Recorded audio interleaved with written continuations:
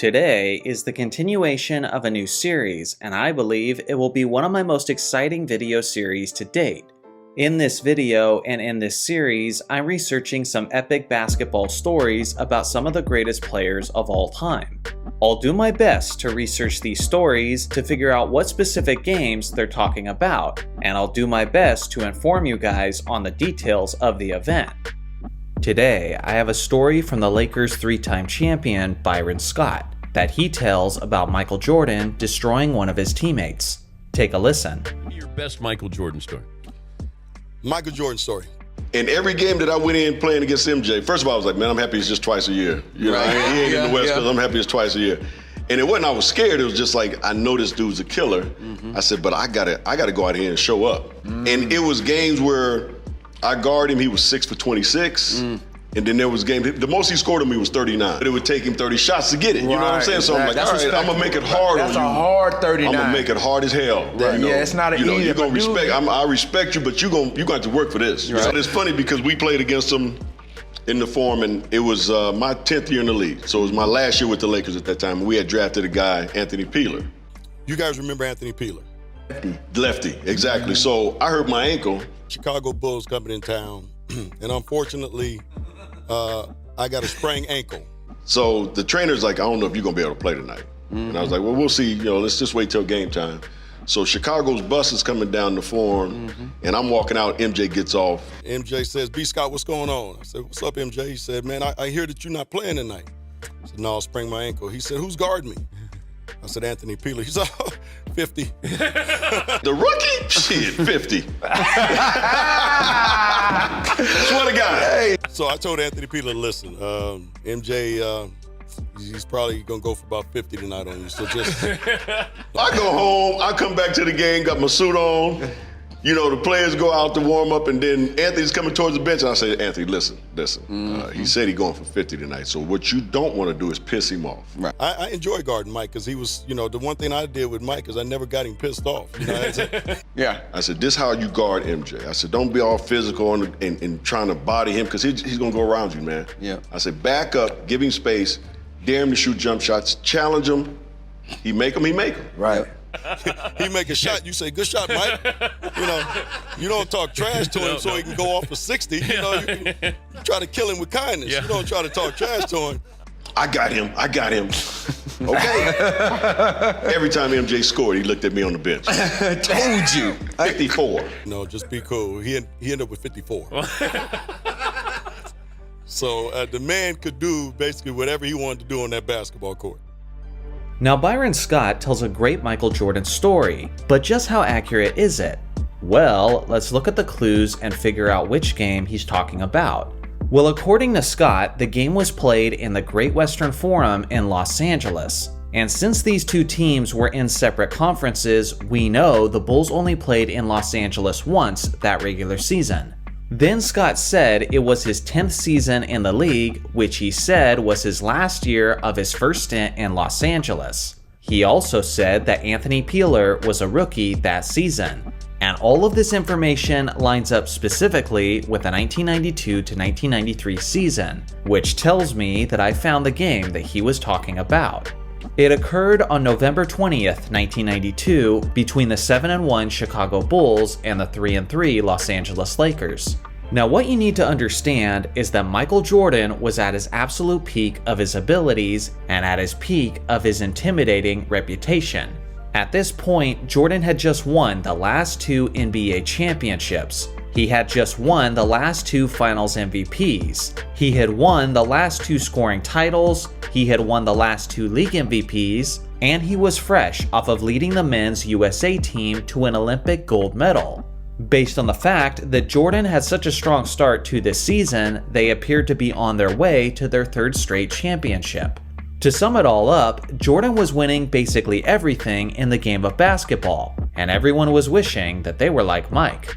So when a fully confident, fully prime, and fully revered Jordan says that he's gonna drop 50 on an NBA rookie, you tend to believe him.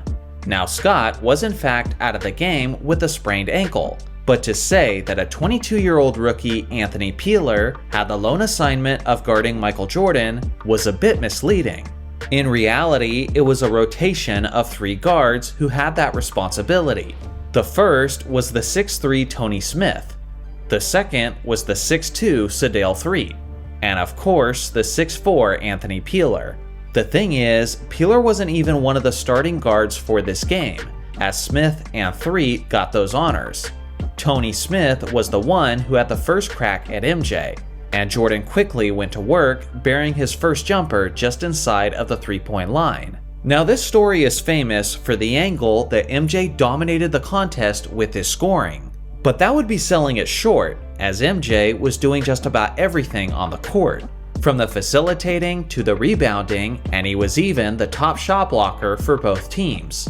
Despite MJ's all-around onslaught, Los Angeles was still executing pretty well when they had the ball, and due to this, the game was remaining extremely close. The rookie Peeler didn't get his first shot at guarding MJ until the final few minutes of the first, and at that point, Jordan's aggression to score the ball became even more intense. After his second made jump shot over Peeler, legendary commentator Hubie Brown mentioned how Jordan was talking trash to the Lakers bench, which was presumably towards Byron Scott. Not only that, but he's talking to the guys on the sideline, okay? So, after the Lakers coaching staff realized that the Peeler situation was actually fueling Jordan's wrath, they then put the 6'9" power forward AC Green on Michael to see if he would fare any better, but MJ was obviously torching him as well. By the end of the first half, Jordan had scored baskets while being defended by Tony Smith, Sedale Threatt, Anthony Peeler, AC Green, and Sam Perkins. Essentially, nearly everyone had their shot at MJ, and they all got burned. Despite all of that, the Bulls only had a 3-point lead at halftime. Throughout the third quarter, MJ just kept abusing the starting defender, Tony Smith.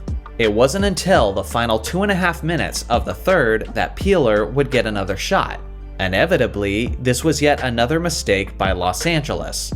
A determined Jordan scored 8 points in the final 2.5 minutes of the third. And after the last field goal, the commentators yet again mentioned how MJ was chirping at the sidelines. trying to get a little motion in their offense. 33 seconds left in the quarter. Michael Jordan just glanced over at our table like, I'm even impressed with the way I'm playing. He has 40. With only seconds left in the third, MJ had a chance to really get an exclamation point on Peeler, as he got the ball on a breakaway, yet somehow fumbled the rock out of bounds, showing that he is in fact human. At the end of the third, Jordan had 40 points, and the Lakers coaching staff had seen enough, as Jordan was no longer Peeler's defensive assignment. Fast forward deep into the fourth quarter, and the game is extremely close, thanks to massive performances from the Lakers' Sam Perkins and James Worthy. There's now just moments left to go in the fourth quarter, and the Bulls are down by a basket. With the ball in Michael's hands, MJ shoots a long two, which he misses, but Scottie Pippen clutchly secured the rebound and tied the game with his own jumper, which sent the game to overtime. We now fast forward to the final moments of OT, and Michael finds himself in the same situation. They're down 2 points with just seconds remaining, and they desperately need a basket.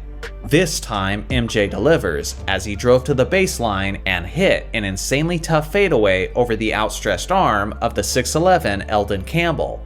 With just over 5 seconds left in the contest, it was the Lakers' turn, and thanks to a perfectly executed play off of the inbounds pass, Vlade Divac was heading to the line with 2 seconds left. He buried both free throws, putting Los Angeles up by 2. Once again, the fate of the game was in Jordan's hands. He catches the inbounds pass and launches a good look at a game-winning three. But it was just long, and the Lakers won the game instead, 120-118. At the end of the contest, Jordan had a monstrous stat line of 54 points, 13 rebounds, 7 assists, and 3 blocks on nearly 54% shooting. Although the rookie Anthony Peeler gets the short end of the stick on this story, he was actually only guarding MJ during 6 of his 21 field goals made. So maybe that's not really fair to him. Other than that, Scott was pretty spot on with the details of the event. Maybe the initial plan was to have Peeler guard Jordan more, But again, every time MJ started heating up against Peeler and started talking to the Lakers bench, they were quick to put someone else on him instead, which to me is the most fascinating part out of all of this, and really tells you the level of intimidation that Jordan had over the competition at that time. So what do you guys think? Are there any other NBA stories that I should cover? Let me know in the comments section below. Thanks for watching as always. Make sure to like and subscribe for more basketball content, and I'll see you guys in the next video.